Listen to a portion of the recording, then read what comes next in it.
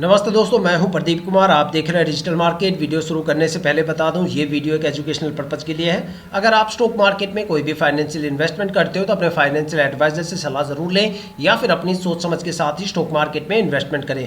अगर आपको stock market में कोई भी फाइनेंशियल लॉस होता है तो उसके लिए ये वीडियो रिस्पॉन्सिबल नहीं रहेगी। तो चलो दोस्तों, वीडियो शुरू करते हैं। दोस्तों, आज हम बात करने वाले हैं मेट्रोपोलिस हेल्थ केयर स्टॉक के बारे में। देखा जाए तो ये stock health care services sector से बिलोंग करता है। देखो, आज इस स्टॉक के बारे में दो ऐसी इंपॉर्टेंट चीजें मैं बताने वाला हूं। अगर आप वो किसी भी स्टॉक के बारे में जान जाते हो तो समझ लो आपने उस स्टॉक के बारे में 60 से लेकर 80% तक जो डीप फंडामेंटल एनालिसिस है वो मात्र चंद मिनट की वीडियो में कर डाली। एक एग्जांपल के तौर पे हम समझते हैं, जब आप किसी भी बैंक में जाते हो, कोई भी एफडी करवाते हो, म्यूचुअल फंड करवाते हो या फिर लंबे टाइम के लिए वहां पे इन्वेस्टमेंट करते हो, तो जाहिर सी बात है भैया, आप बैंक से हमेशा ये जरूर पूछते हो कि भैया जहां पे हम इन्वेस्टमेंट कर रहे हैं आखिर वहां पे कितने टाइम ड्यूरेशन की होल्डिंग करने पे आखिर हमें कितनी मैच्योरिटी यहाँ पे देखने को मिलेगी। और उस मैच्योरिटी के बेस पे आप वहाँ पे एक अंदाज़ा लगाते हो भाई इस होल्डिंग में हमें इतना रिटर्न यहाँ पे देखने को मिलने वाला है। लेकिन अगर बात करें स्टॉक मार्केट के बारे में, तो स्टॉक मार्केट में हम अमाउंट भी कुछ ज़्यादा इन्वेस्टमेंट करते हैं, लेकिन ये चीज़ें हम बिल्कुल भी वहाँ पे देखते नहीं। हम बेसिक फंडामेंटल देखते हैं स्टॉक के और स्टॉक के अंदर ट्रेड ले लेते हैं, ठीक है। लेकिन जब हम ट्रेड ले चुके होते हैं तब काफ़ी ज़्यादा सवालों के घेरे हमारे चारों तरफ आ जाते हैं, जैसे कि भाई जिसमें हमने इन्वेस्टमेंट किया है, जिस स्टॉक में इन्वेस्टमेंट किया है, आखिर वो स्टॉक शॉर्ट टर्म में ज़्यादा प्रॉफिटेबल रहेगा या फिर लॉन्ग टर्म में ज़्यादा प्रॉफिटेबल रहेगा, या फिर ऐसे कौन कौन से नेगेटिव टाइम ड्यूरेशन हो सकते हैं जिससे उस स्टॉक में हमें एक अच्छी खासी गिरावट देखने को मिल सकती है, या फिर ऐसे कौन कौन से पॉजिटिव टाइम ड्यूरेशन हो सकते हैं जहां पे उस स्टॉक में भर भर के रिटर्न आपको देखने को मिल सकता है। आखिर पॉजिटिव मोमेंटम कब से स्टार्ट होगा, ऐसे काफ़ी सवालों के घेरे आपके सामने आ जाते हैं। लेकिन अगर आज इस वीडियो में मैं यही दो पॉइंट आपको बताने वाला हूं, दो पॉइंट आपको क्लियर करना चाहता हूं जो आपको हर एक स्टॉक में इन्वेस्टमेंट करने से पहले जरूर देखनी चाहिए। सबसे पहला तो एक तो स्टॉक के मैं पिछले 5 साल के रिटर्न के बारे में बताऊंगा कि भाई स्टॉक ने पिछले 5 सालों में अपने इन्वेस्टर्स को आखिर कितना रिटर्न दिया और कितनी बड़ी वहां पे हमें गिरावट देखने को मिलती है, जहां से आपको एक आइडिया मिलेगा, एक पैटर्न आपको देखने को मिलेगा कि भाई ये स्टॉक शॉर्ट टर्म में ज़्यादा प्रॉफिटेबल है या फिर लॉन्ग टर्म में ज़्यादा प्रॉफिटेबल है, या फिर यहाँ पे कौन कौन से नेगेटिव टाइम ड्यूरेशन हो सकते हैं जहां पे स्टॉक में बढ़ के आपको गिरावट देखने को मिल सकती है, या फिर ऐसे कौन कौन से पॉजिटिव टाइम ड्यूरेशन है जहां पे स्टॉक में आपको भर भर के रिटर्न देखने को मिल सकता है। स्टॉक में मैक्सिमम गिरावट कितनी हो सकती है और मैक्सिमम कितना ज़्यादा रिटर्न देने का दम ये स्टॉक रखता है। साथ में एक नज़र डालेंगे स्टॉक के होल्डिंग पैटर्न के बारे में। कुछ बारीकियां हैं जो मैं आपके साथ शेयर करना चाहता हूं होल्डिंग पैटर्न को लेके। साथ में एक निष्कर्ष तक हम पहुंचने की कोशिश करेंगे कि भाई क्या हमें स्टॉक में ट्रेड लेना चाहिए या नहीं लेना चाहिए। आपके काफ़ी ज़्यादा सवालों के जवाब इस वीडियो में छुपे हुए हैं। वीडियो को पूरा जरूर देखिएगा। आई होप कि यहाँ से आपको काफ़ी ज़्यादा वैल्यूएबल इंफॉर्मेशन देखने और सुनने को मिलने वाली है। तो चलो दोस्तों, वीडियो शुरू करते हैं। दोस्तों, अगर बात करें मेट्रोपोलिस हेल्थ केयर स्टॉक के पिछले 5 साल के रिटर्न के बारे में, तो देखते हैं स्टॉक ने पिछले 5 सालों में शॉर्ट टर्म और लॉन्ग टर्म में आखिर कितने कितने टाइम ड्यूरेशन की होल्डिंग करने पे आखिर अपने इन्वेस्टर्स को कितना रिटर्न दिया और कितनी ज़्यादा यहाँ पे हमें गिरावट देखने को मिलती है। अगर स्टॉक में शॉर्ट टर्म की देखी जाए तो देखते हैं शॉर्ट टर्म में स्टॉक ने आखिर अपने इन्वेस्टर्स को कितना रिटर्न दिया और कितनी गिरावट यहाँ पे दर्ज हुई। अगर स्टॉक में शॉर्ट टर्म में 1 वीक की होल्डिंग की बात करें तो 1 वीक में स्टॉक में करीब 4.5% से ज़्यादा की गिरावट दर्ज हुई है। और अगर स्टॉक में 1 मंथ की होल्डिंग की बात करें तो 1 महीने में स्टॉक में करीब 10.5% से ज़्यादा की गिरावट दर्ज हुई है। और अगर स्टॉक में 3 महीने की होल्डिंग की बात करें तो 3 महीने में स्टॉक में करीब 15.5% से ज़्यादा की गिरावट दर्ज हुई है। और अगर स्टॉक में 6 महीने की होल्डिंग की बात करें तो 6 महीने में स्टॉक में करीब 13% से ज़्यादा की गिरावट दर्ज हुई है। और अगर स्टॉक में 9 महीने की होल्डिंग की बात करें तो 9 महीने में स्टॉक में करीब 2% से ज़्यादा की गिरावट दर्ज हुई है। अब बात करने वाले हैं स्टॉक के लॉन्ग टर्म के बारे में। देखते हैं लॉन्ग टर्म में स्टॉक ने आखिर क्या प्रदर्शन किया, कितनी ज़्यादा यहाँ पे हमें गिरावट दी और कितना ज़्यादा यहाँ पे हमें रिटर्न देखने को मिलता है। अगर स्टॉक में लॉन्ग टर्म में 1 ईयर की होल्डिंग की बात करें तो 1 साल में स्टॉक ने करीब यहाँ पे 11.5% से ज़्यादा का रिटर्न दिया है। और अगर स्टॉक में 2 साल की होल्डिंग की बात करें तो 2 साल में स्टॉक ने करीब 37.5% से ज़्यादा का रिटर्न दिया है। और अगर स्टॉक में 3 साल की होल्डिंग की बात करें तो 3 साल में स्टॉक ने 28.5% से ज़्यादा की गिरावट दर्ज की है। और अगर स्टॉक में 4 साल की होल्डिंग की बात करें तो 4 साल में स्टॉक ने करीब 10.5% से ज़्यादा की गिरावट दर्ज की है। और अगर स्टॉक में 5 साल की होल्डिंग की बात करें तो 5 साल में स्टॉक ने मात्र 7.5% का एक माइनर सा रिटर्न दिया है। अगर एक कंक्लूजन निकाल के देखा जाए तो ये स्टॉक शॉर्ट टर्म में बिल्कुल भी प्रॉफिटेबल नहीं है। और अगर बात करें लॉन्ग टर्म के बारे में तो लॉन्ग टर्म में भी ये स्टॉक एवरेज यहाँ पे प्रॉफिटेबल है। देखा जाए तो लॉन्ग टर्म में भी काफ़ी ज़्यादा टाइम ड्यूरेशन ऐसे हैं जहाँ पे आपको आने वाले टाइम में एक बड़ी गिरावट देखने को मिल सकती है। और अगर देखा जाए 5 साल की होल्डिंग करने पे, तो 5 साल की होल्डिंग में मात्र 7.5% का रिटर्न है। सोचो कि भाई 5 साल आप होल्ड करोगे और 5 साल होल्ड करने के बाद आपको 7.5% रिटर्न मिलेगा। इससे अच्छा तो आप किसी भी बैंक या स्टॉक के बैंक में, म्यूचुअल फंड वगैरह में इन्वेस्टमेंट करोगे 5 या 7 साल के लिए, तो वहाँ पे करीब आपको काफ़ी ज़्यादा इंटरेस्ट रेट आपको देखने को मिलेगा, एक अच्छा खासा रिटर्न वहाँ पे आपको देखने को मिल सकता है। यहाँ पे अगर शॉर्ट लॉन्ग टर्म के सबसे बेस्ट टाइम ड्यूरेशन की बात करें तो यहाँ पे 2 साल का टाइम ड्यूरेशन है, जहाँ पे स्टॉक ने करीब 37.5% से ज़्यादा का रिटर्न दिया है।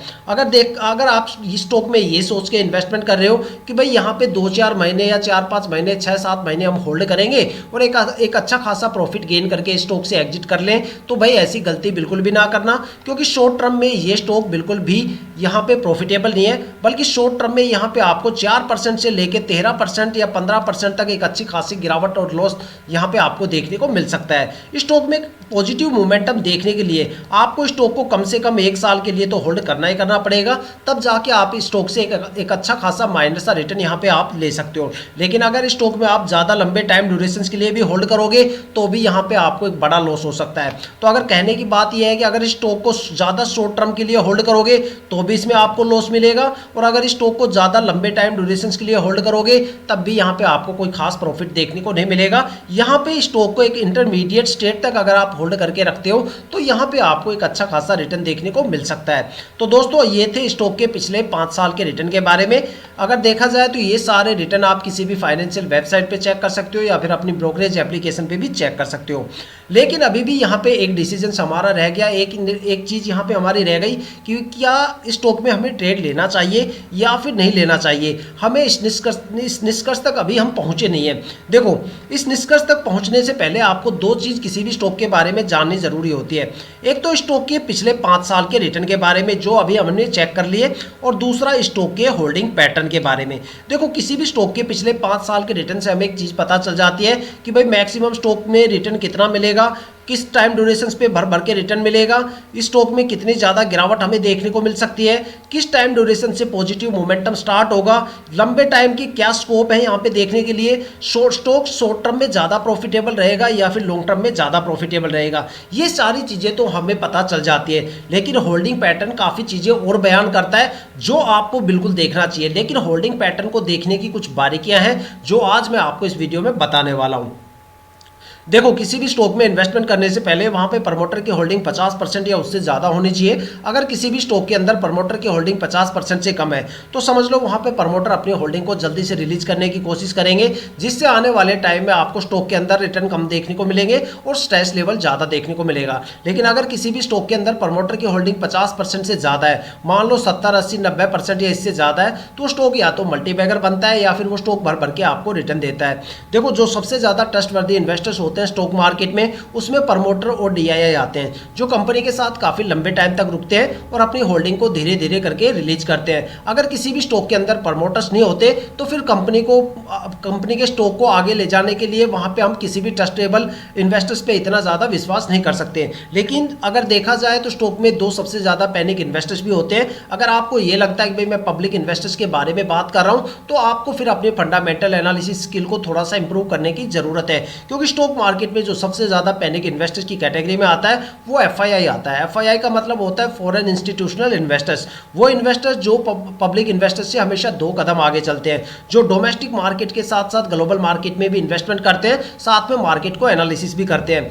जब उनको पता चलता है कि ग्लोबल मार्केट में एक बड़ी गिरावट यहाँ पे होने वाली है या जन्म लेने वाली है, तो डोमेस्टिक मार्केट में सबसे पहले बिकवाली करते हुए नजर आते हैं। जो वो बिकवाली करके निकल जाते हैं या फिर वो बिकवाली करते हैं, तब पब्लिक इन्वेस्टर्स को समझ में आता है कि भाई कोई बड़ी गिरावट यहाँ पे होने वाली है, एफआईआई बड़े लेवल पे यहाँ पे बिकवाली कर रही है, और तब वो जाके पैनिक होते हैं और उसके बाद आपको स्टॉक में एक अच्छी खासी गिरावट देखने को मिलती है। इसलिए हमेशा कहा जाता है जिस स्टॉक में एफआईआई की होल्डिंग ज़्यादा होती है वहाँ पे आपको फ्लक्चुएशन भी ज़्यादा देखने को मिलता है और टाइम आने पर आपको गिरावट भी सबसे ज़्यादा देखने को मिलती है। इसीलिए मार्केट के अंदर जो सबसे ज़्यादा टाइम ड्यूरेशन, जहाँ पे सबसे ज़्यादा फ्लक्चुएशन हमें देखने को मिलता है, वो 11:30 से लेकर 1:30 बजे का टाइम ड्यूरेशन देखने को मिलता है, जहाँ पे काफ़ी ग्लोबल मार्केट एक्टिव रहती है और एफआईआई की सबसे ज़्यादा एक्टिविटी हमें देखने को मिलती है। तो अगर देखा जाए तो जिस स्टॉक में प्रमोटर की होल्डिंग सबसे ज़्यादा रहती है और वहाँ पे, और जहाँ पे एफआईआई की होल्डिंग कम होती है, उस स्टॉक से आप एक अच्छा खासा मार्केट से रिटर्न गेन कर सकते हो। और इसी तरीके से आप अपने शेयर होल्डिंग पैटर्न को चेक करें। अगर स्टॉक में शेयर होल्डिंग, तो दोस्तों ये तो थी बेसिक नॉलेज। अब चेक करते हैं भाई स्टॉक का जो होल्डिंग पैटर्न है वो आखिर कैसा है, वो हमें क्या बताता है, आखिर होल्डिंग पैटर्न के पिटारे से यहाँ पे क्या निकल के आता है। अगर यहाँ पे होल्डिंग पैटर्न को देखा जाए तो यहाँ पे जो प्रमोटर की होल्डिंग है वो यहाँ पे 49.40% है, जो पिछले साल यहाँ पे 49.74% थी। देखा जाए तो यहाँ पे क्वार्टर टू क्वार्टर हमें एक बड़ी गिरावट यहाँ पे प्रमोटर की होल्डिंग में देखने को मिलती है। यहाँ पे हमारी दो चीज़ें सबसे पहले क्लियर होती है। सबसे पहली चीज़ कि यहाँ पे प्रमोटर की होल्डिंग 50% से कम है, सबसे पहला पॉइंट तो ये क्लियर हो गया। दूसरा पॉइंट कि यहाँ पे प्रमोटर अपनी होल्डिंग को धीरे धीरे करके रिलीज कर रहे हैं। देखो अगर ये होल्डिंग यहाँ पे 50% या इससे ज़्यादा होती तो यहाँ पे आपको प्रमोटर की होल्डिंग में इतना ज़्यादा फ्लक्चुएशन देखने को नहीं मिलता, लेकिन यहाँ पे होल्डिंग 50% से नीचे होते ही समझ लो कि वहाँ पे प्रमोटर जल्दी से अपना बोरिया बिस्तर बांधने के चक्कर में लग जाते हैं। तो यहाँ पे पहला पॉइंट तो यही क्लियर हो गया कि भाई होल्डिंग 50% से कम है। और दूसरा यहाँ पे लगातार प्रमोटर की होल्डिंग में हमें गिरावट देखने को मिल रही है। दूसरे अगर सबसे ट्रस्टवर्दी इन्वेस्टर DII की अगर होल्डिंग की बात करें तो DII की होल्डिंग यहाँ पे 30% के करीब है।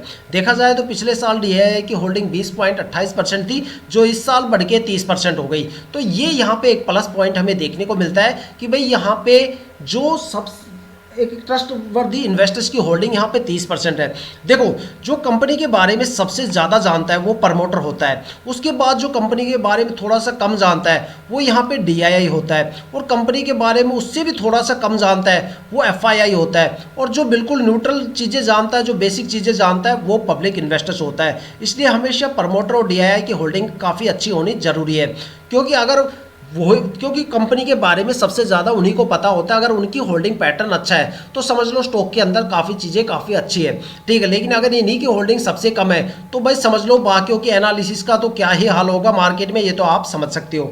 अब बात करने वाले हैं FII की होल्डिंग के बारे में। तो देखो FII की होल्डिंग पिछले साल यहाँ पे 0% थी और अचानक यहाँ पे होल्डिंग हो गई है 16.5%। अब आप देख सकते हो कि भाई 0 से 16.5% हो गई, कितना बड़ा फ्लक्चुएशन हमें यहाँ पे देखने को मिलता है। देखो अगर आपको कोई एक्सपेरिमेंट करना है कि भाई FII का डेटा रियली फ्लक्चुएट करता है मार्केट को, तो आप कोई भी रैंडमली 20 स्टॉक उठाना और आप उनके होल्डिंग पैटर्न को चेक करना। उसमें से आपको काफ़ी ज़्यादा स्टॉक ऐसे देखने को मिलेंगे जहां पे पिछले साल FII की होल्डिंग 0% होती है और अगले साल तक आते आते वो होल्डिंग 25, 30, 35, 40% हो जाती है। और कुछ स्टॉक आपको ऐसे देखने को मिलेंगे जहां पे पिछले साल FII की होल्डिंग 25, 30, 40, 45% होती है और अगले साल तक आते आते वो 5-7% या बिल्कुल 0% हो जाती है। तो सोच सकते हो कि इतने बड़े लेवल पे यहाँ पे अप एंड डाउन आपको FII की होल्डिंग में देखने को मिलता है। सोचो अगर ये होल्डिंग पिछले साल 0% थी और ये यहाँ पे हो गई है 16.5%, लेकिन अगर अगले साल ये 16.5 से गिर के 0% हो गई तो सोचो सीधी सीधी यहाँ पे 16-16.5% की गिरावट तो सीधी हो गई, ठीक है।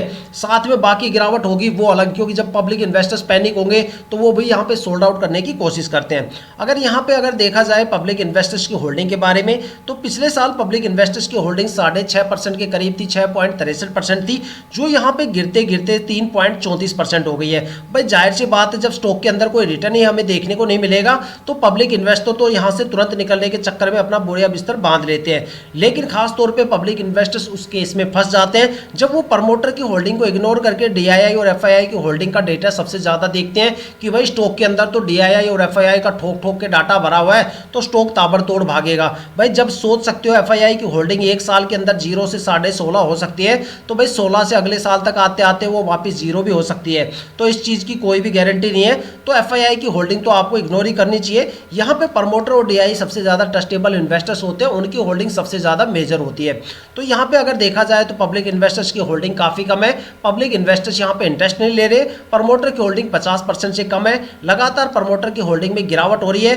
FII की होल्डिंग अचानक से काफ़ी बढ़ गई, जो एक चिंताजनक यहाँ पे पॉइंट हमें देखने को मिलता है। एक यहाँ पे एक नेगेटिव पॉइंट हमें देखने को मिलता है। यहाँ पे सिर्फ एक पॉइंट हमें देखने को मिलता है कि अभी भी नियर बाई 50% के प्रमोटर की होल्डिंग है और लगातार DII अपने होल्डिंग को बढ़ा रही है। ये दो पॉइंट हमें यहाँ पे पॉजिटिव देखने को मिलते हैं। बाकी स्टॉक में मुझे ऐसा कुछ खास देखने को नहीं मिलता। अब डिसीजन आपका है। देखो स्टॉक के पिछले 5 साल के रिटर्न आपको बता दिए, होल्डिंग पैटर्न कैसा होना चाहिए उसकी बारीकियां आपको बता दी, होल्डिंग पैटर्न का डेटा आपके सामने है। अब डिसीजन आपको लेना है कि भाई क्या आपको स्टॉक में ट्रेड करना चाहिए या नहीं करना चाहिए। अपना कमेंट अपना जो राय है वो कमेंट करके ज़रूर बताइएगा, ताकि जितने भी नए विजिटर्स आते हैं उनको यहाँ पे थोड़ा सा डिसीजन मेकिंग में थोड़ी सी हेल्प हो। तो दोस्तों ये थी अब तक की सबसे latest information metropolis health care stock के रिटर्न और उसके होल्डिंग पैटर्न के बारे में। अगर आपके माइंड में कोई भी ऐसा स्टॉक है जिसमें आप इन्वेस्टमेंट करने की सोच रहे हो, या फिर आपने उस स्टॉक में इन्वेस्टमेंट कर दिया और आपको स्टॉक के रिटर्न के बारे में बिल्कुल नहीं पता, तो आप हमें कमेंट करके अपने स्टॉक का नाम बताइए। हम आने वाली वीडियो में आपके स्टॉक को जरूर कवर करेंगे। अगर आप इस वीडियो या चैनल पर नए हो तो चैनल को सब्सक्राइब जरूर कीजिएगा, ताकि हम जितने भी डीपली एनालिसिस करके आप लोगों के लिए वीडियो लेके आते हैं उसकी नोटिफिकेशन आप तक सबसे पहले पहुंचे, ताकि आप स्टॉक मार्केट के हर पहलू से रूबरू रहें, अपने आप को अपडेट और अपग्रेड करते रहें। इसी के साथ ये वीडियो समाप्त करते हैं, मिलते हैं नेक्स्ट वीडियो के साथ।